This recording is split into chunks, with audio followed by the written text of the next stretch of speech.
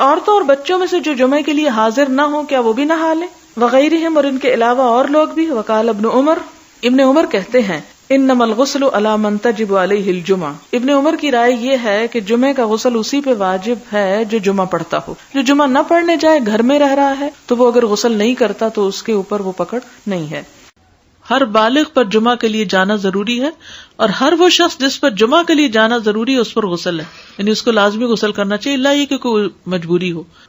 آپ نے فرمایا جمعہ ہر مسلمان پر جماعت کے ساتھ لازم ہے سوائے 4 طرح کے لوگوں کے: غلام، مملوک، عورت، بچہ یا مریض.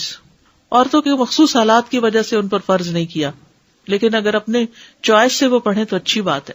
تو آپ اپنا اسکیڈول اس طرح بنائیں نا کہ جیسے اگر آپ ہر روز نہاتے ہیں پھر تو کوئی مسئلہ نہیں، لیکن اگر آپ ایک دن چھوڑ کے ایک دن نہاتے ہیں تو آپ پھر اس طرح اسکیڈول کریں کہ جیسے آپ منڈے کو نہائے، پھر وینسڈے کو نہائے، پھر جمعے کو نہائے، پھر آپ سیٹرڈے سنڈے اگر نہیں بھی نہاتے پھر منڈے.